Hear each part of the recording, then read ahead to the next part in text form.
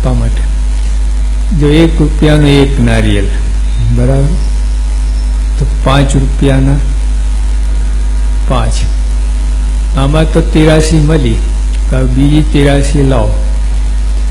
કોઈ પાસે 10,000 રૂપિયા હોય એ આટલો સુખી, તો 20,000 વાળો ડબલ સુખી ખરો? અહીં 83 લાગતી નથી. હા, છતાં દરેકના મનમાં શું, જેટલા પૈસા વધુ એટલા વધુ સુખી. આ ભ્રમ, આ જ્ઞાન. પૈસાની જરૂર નથી એવી વાત નથી. જોજો, પેલા ઇકોનોમી કોમર્સમાં આવે છે ને, બેડ લો, બેડ ઇકોનોમી. આ અંદર બતાવે કે તમે ખર્ચ બહુ કરો, વળતર થોડું મળે, બેડ ઇકોનોમી. હા, એટલે તમે આ અમુક પૈસા સુધી બરાબર, પછી વધારે પૈસા વધારે સુખી એ નથી જાણતું. પ્રોબ્લેમ કરે, પછી વધારે પૈસા પ્રોબ્લેમ કરે. એ તમે દૂધ પાક હોય, 4-5 વાડકા તમે ચડાવો, પણ 6ઠું ને 7મું ભાઈ પ્રોબ્લેમ કરે, કેસ્ટર ઓઇલ લાગે. પછી એવું પૈસાનું છે. If you command your wealth, you are free and rich. If wealth command you, you are poor indeed. જો પૈસા તમે સત્તા ધરાવતા હોય તો તમે સુખી છો અને સ્વતંત્ર છો, પણ પૈસો તમે સત્તા જમાઈ દે તો તમે ગરીબ છો. હા, એવું થાય છે જ. એવું પૈસા ખૂબ વધે ને પછી માણસને કંટ્રોલ નથી રહેતું. પૈસો માણસને કંટ્રોલ કરે. પછી એની ગરમી બહુ જુદી હોય. હા, પૈસાની. હા, કોઈને ગાંઠે નહીં, ખોટો ઘમંડ આ થાય, અથવા તો પછી આમાં પડે, આમાં પડે. અમેરિકામાં એક ઘરમાં બધાને કહી, નીચે બેઝમેન્ટ હોય છે, ત્યાં બધે બેઝમેન્ટ નીચે ગયા એક તિજોરી મોટી જોઈ, 20 ફૂટ બાય 20 ફૂટ બાય 14 ફૂટ તિજોરો. તિજોરો. અમે 15 અંદર આટો મારી નીકળી ગયા ઠાકોર લઈને તિજોરીની અંદર. પછી ઓલા ભાઈને પૂછ્યું, આટલી મોટી તિજોરી કેમ બનાવી? કે ના, કે મેં બનાવી નથી, આ તો મકાન ખરું એના ભેગા કાટમાલ તરીકે આવી છે. પછી મેં વિચાર્યો કે આટલી મોટી તિજોરી ઓછામાં ઓછું કેટલું સોનું, કેટલું ધન અંદર.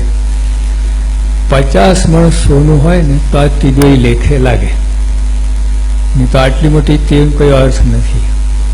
હવે જેને 50 મણ સોનું, એને મકાન વેચવાનો વારો કેમ આવ્યો? 1 મણ સોનું વટાઈ દે તો કામ ના થઈ જાય. જો થયું શું, એ તિજોરી છે ને સ્ટીલની, પેટન્ટ સ્ટીલ. બધા ટેન્ક બનાવતા ને, કપાય ને ઇલેક્ટ્રિક કરોથી ના કપાય, પણ પત્તાએ કાપી નાખી. હા, જુગાડ. પત્તા તિજોરી ભૂકા બોલાઈ નાખ્યા. ઇલેક્ટ્રિક કરવત ના કાપી, પત્તા કાપી નાખી. જો તો આ પૈસા આવે ને પછી આ દશા થાય છે. નથી કંટ્રોલ રહેતો એના ઉપર. જો કંટ્રોલ કરી શકો ને તો તમે સ્વતંત્ર છો અને સુખી છો, ફ્રી એન્ડ રીચ, ધનવાન છો, સ્વતંત્ર છો. જે આ મનની વાત બધી આવી છે ને, આખું તંત્ર દુનિયામાં જો જેટલા સંશોધન થયા, જેટલો વિકાસ દેખાય, મનનું તંત્ર. આ કોમ્પ્યુટર મનમાંથી જ નીકળ્યું છે. હા, બધું ત્યાંથી જ નીકળ્યું છે. એટલે ત્યાં આપણે રિપેરિંગ કરવાનું છે, ત્યાં કામકાજ કરવાનું છે. બહાર ત્યાં કરો ના કરો વાંધો નથી આવતો. આની અંદરની વાત છે. એટલે આપણે આ જે બધી વાતો થાય છે એ તમે ધ્યાન જો. હમણાં કાયદાની નિયમોની વાત કરી, આપણા શાસ્ત્રો નિયમો. આ બહાર નિયમો છે. આ જો લાઇટ, લાલ લાઇટ, ગ્રીન લાઇટ બધી, એને લોકો તો અરે આ હવા છતાંય કેટલા એક્સિડન્ટ થાય છે. લો, લાઇટો ના હોય લાલ ને લીધે શું દશા થાય. તમે જયારે ઘરે પાછા આવવાનું સમય થાય ને ત્યારે તમે ઓફિસે પહોંચો, આજે ટ્રાફિક લાઇટ ના હોય ને, અમે કેટલું ટ્રાફિક જામ, અમે આ બધું જો રાખીએ તો કેટલો ટાઈમ લાગે છે.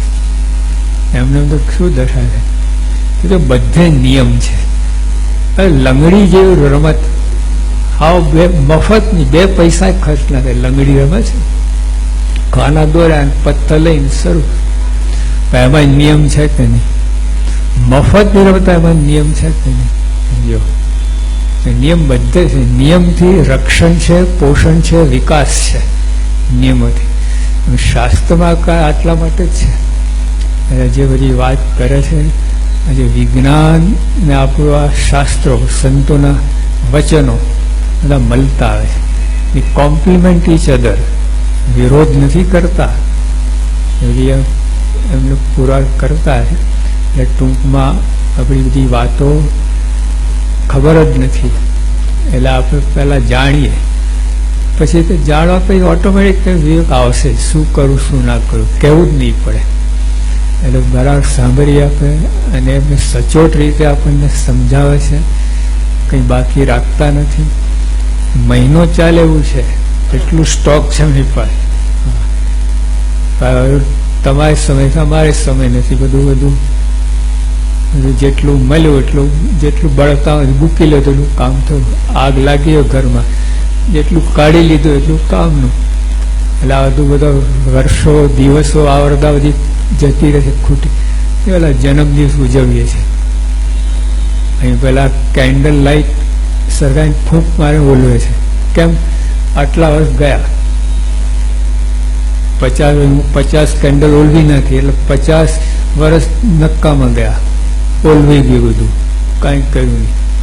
એટલે આ કહે, અને એ લોકો શબ્દો વાપરે, how to kill time loss. Kill શબ્દ વાપરે છે અંગ્રેજીમાં. એટલે ધ્યેય નિશાન નથી તો આ પ્રશ્ન ઊભા થાય છે. સમય કઈ રીતે વિતાવો, શું કરવું, કેમ કરવું, આપઘાત કરે ભાઈ છેવટે. એટલે ટૂંકમાં આપણા શાસ્ત્રો, સંતો, બધી શિખામણ, એમની જે બધી ભલામણ, એમની જે વિનંતી, એ બધું આપણે માન્ય રાખીએ અને આપણું જીવન બનાવીએ. પ્રાર્થના.